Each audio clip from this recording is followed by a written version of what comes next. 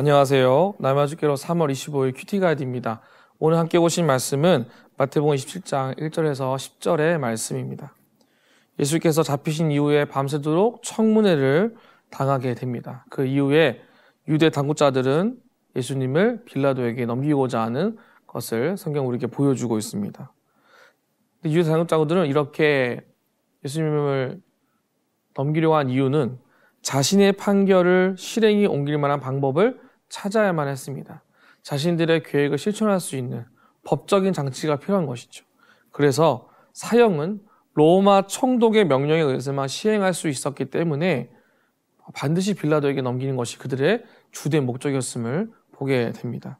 적절한 제목과 설득을 위한 방안을 그들이 찾으면서 의논을 하는 중에 그 와중에 오늘 본문은 유다와 제사장들의 대화를 우리에게 보여주고 있는데요. 그것을 우리에게 보여준 이유가 무엇인지 함께 말씀을 살펴보고 은혜를 나누기 원합니다. 1번입니다. 대제사장과 장로들이 할 일은 무엇입니까? 2절입니다. 결박하여 끌고 가서 총독 빌라도에게 넘겨주니라. 총독 빌라도, 그의 공식 직함은 프라이펙투스인데요. 유대인에게 호의를 베풀지 않은 완고한 자라는 뜻을 가지고 있습니다. 그만큼 악명이 높은 사람이 빌라도였다는 것을 보게 되는데요. 빌라도에게 이와 같은 성향이 있었기 때문에 유대 당국자들은 예수님을 빌라도에게 넘기기만 하면 자신이 원하는 대로 모든 일이 쉽게 풀려갈 것이라는 기대를 분명히 하였을 겁니다. 그래서 어떻게 해서든 빌라도에게 예수님을 빨리 즉시 넘길 수 있도록, 빨리 처리할 수 있도록 그들이 준비하였다는 것을 2절에서 이야기를 하고 있죠. 빌라도에게 예수님을 즉시 내어주는 것, 그것이 자신들이 원하는 방향으로서 가는 가장 좋은 부분이라고 그들이 판단했음을 성경 우리에게 보여주고 있습니다. 2번입니다. 예수님을 판 가룟 유다는 어떤 선택을 합니까? 4절에서 5절입니다. 이르되 내가 무지한 피를 팔고 죄를 범하였도다 하니 그들이 이르되 그것이 우리에게 무슨 상관이냐, 내가 당하라 하거늘 유다가 은을 성소에 던져놓고 물러가서 스스로 목매어 죽은지라. 한 남자가 성전에 들어와서 자신의 죄책을 통렬하게 한탄하며 이 모든 것이 잘못되었다고 이야기하지만 아무런 소용이 없었음을 보여줍니다. 대제사장과 장로들은 자신들이 그날 밤 한 일에 대해서 오히려 아무런 후회도 없는 것처럼 이것이 무슨 상관이냐? 너가 알아서 해라 라는 말을 하게 되는 것이죠.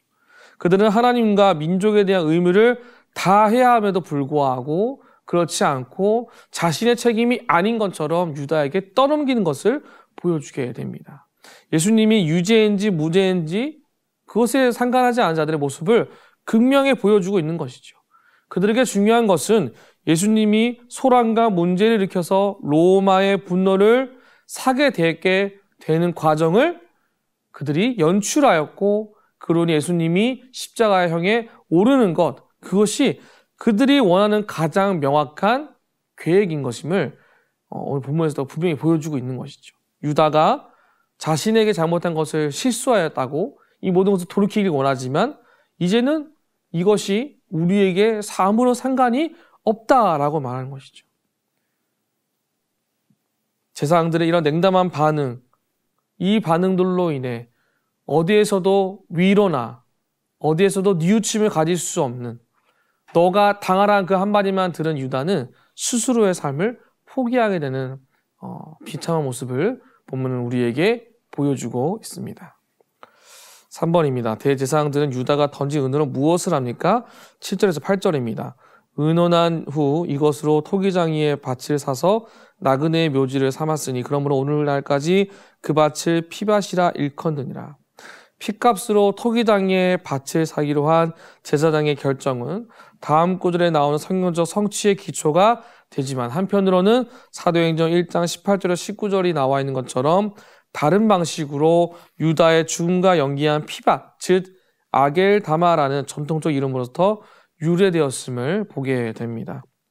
중요한 것은 무엇일까요? 제사장들의 태도다라는 것이죠. 그들이 이 일이 아무렇지도 않은 것처럼 이야기하고 받아들이는 것. 예수님을 팔아가는 그 과정 속에서 유다에게 현혹하고 미혹하게 만들어서 이 모든 과정을 만들어낸 이 제사장들은 그것이 나와 무슨 상관인지 아무런 계획이 나에게 없다라는 것처럼 말하며 아무런 상관없이 그냥 받아들이게 되는 것. 그냥 땅을 사고 그것을 피밭이라고 일컬음을 갖는 것. 자기와는 아무런 상관없는 것처럼 말하고 있는 이 반응하는 모습. 성경은 이 모습이 분명하게 잘못되었고 혹시 내 안에도 이와 같은 모습이 있다면 누군가의 모습 속에서 나와 상관없으니 알아서 하라는 그 모습이 있다면 그것을 경계해야 될 것을 본문은 우리에게 비춰주고 있지는 않을까요? 4번입니다. 유다가 스스로 목숨을 끊은 이유가 무엇인지 묵상해 봅시다. 자신의 선택에 죄책감이 너무 큰 나머지 스스로 감당할 수 없는 판단을 그가 한 것이 가장 큰 문제였습니다. 그렇습니다. 우리는 너무 쉽게 판단하고 너무 쉽게 포기하는 경향이 굉장히 강합니다. 비록 내가 결정한 작은 선택으로 인해 많은 죄책감에 놓여 있을지라도 우리가 그 순간에도 하나님께로 돌이키는 것, 하나님께로 나아가 우리 자신을 내어놓고 자복함으로 하나님, 나로 인하여 하나님의 일들이 다시금 시작되기를 사모하는 마음으로 기도하는 것을 선택하는 것이 가장 중요한 모습이지 않을까요? 포기하는 것이 아니라 주님께로 돌이키기 위하여 열심을 내는 것, 감당할 수 없을지라도 열심을 다해 하나님 주신 말씀과 생명을 지키는 것, 주님께로 돌아가는 것에 먼저 집중하는 것이 가장 중요한 것임을 보게 됩니다. 마지막 5번입니다. 후회와 회개의 차이는 무엇입니까? 온전한 회개의 열매를 맺기 위해 결단해야 할 것은 무엇인지 생각해 봅시다. 우리는 제사장들처럼 내 일이 아닌 것처럼 여기며 모든 것을 냉담한 것처럼 나와 상관없다고 말하는 그런 인간적인 모습이 있다면 이것은 우리에게 반드시 후회만이 가득한 삶을 살아가게 할 겁니다. 그것이 아니라 하나님께로 돌아가는 회개의 삶을 오늘 아침부터 시작하여서 처절하게 잘못된 모양이 내 안에 있을지라도 다시 하나님 앞으로 나아가는 것이 가장 중요하고 온전한 회개의 모습을 기억하며 오늘 하루 예수의 이름에 진정한 회복과 소망이 있음을 믿음으로 인간적인 생각이 아닌 하나님이 주신 꿈과 비전을 품고 날마다 넉넉히 승리하며 살기를 결심하여 다짐해 나가는 저와 여러분 모두가 되시기를 주님의 이름으로 축복합니다.